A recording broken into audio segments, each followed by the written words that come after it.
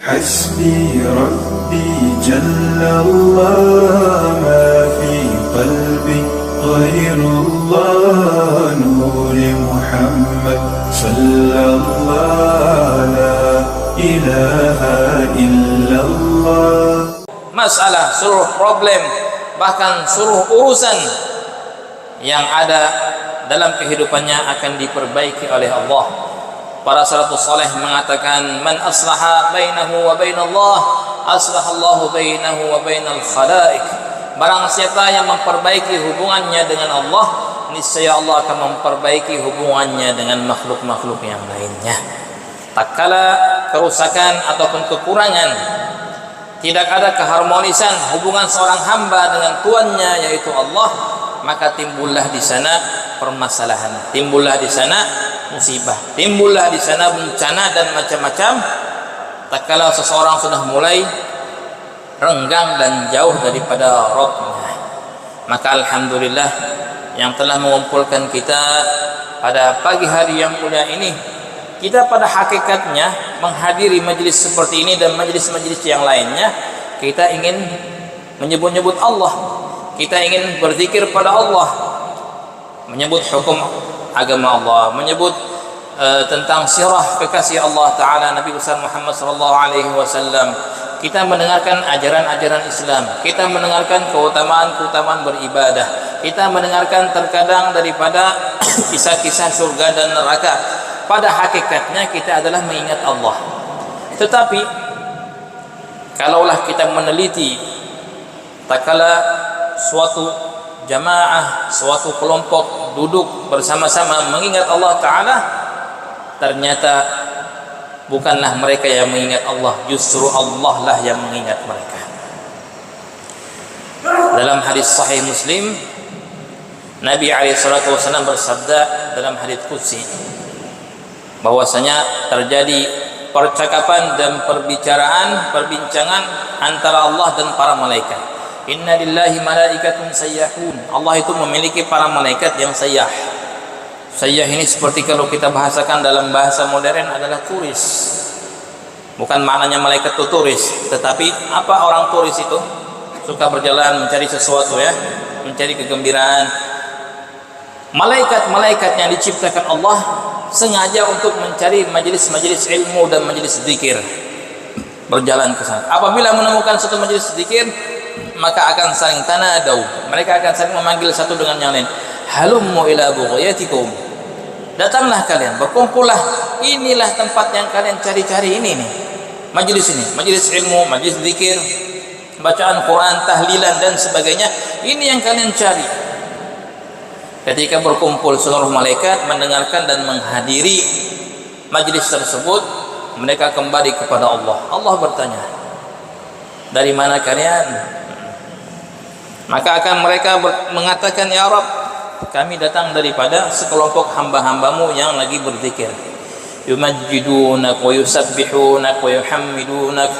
Mereka memujimu ya Allah, mereka bertasbih padamu ya Allah, mereka bertahlil padamu ya Allah, mereka mengagung-agungkan, yubajjilunak, memulia-muliakan engkau ya Rabb. Maka Allah bertanya, wahai malaikat-malaikatku, madza yatlubun, apa yang mereka inginkan? Mereka duduk semata-mata ingin mendapatkan ridha dan maghfirahmu ya Allah. Allah pun mengatakan, apa yang mereka minta? Jannatak, surgamu ya Allah. Hal ra'auha, mereka pernah lihat surga itu?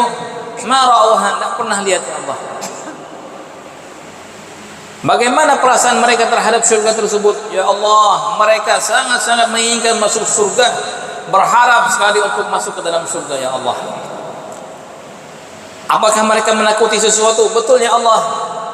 Apa itu? Naruk, nerakamu ya Allah. Mereka takut. Pernah melihat neraka mereka? Ma ra'auha, mereka tidak pernah sekalipun melihat neraka. Tidak pernah melihat neraka. Bagaimana mereka dengan neraka tersebut? Ketakutan mereka adalah ketakutan yang sangat-sangat takut, seperti seseorang yang lari daripada hal yang ditakutinya. Maka Allah Subhanahu wa taala pun mengatakan, lihat, kita perhatikan perbincangan ini. Kira-kira kita yang mengingat Allah apa Allah yang ingat kita ini? Siapa yang mengingat satu dengan yang lain? Kita terkadang mungkin dalam suatu majlis zikir hati kita ke lain-lain, minta maaf. Mungkin lagi bertahlil la ilaha illallah, la ilaha illallah, tapi pikiran kita kepada yang lain. Ini bahaya. Bahkan Nabi SAW bersabda, sesungguhnya murka Allah lebih dekat kepada orang yang berzikir lisannya, hatinya lalai daripada Allah.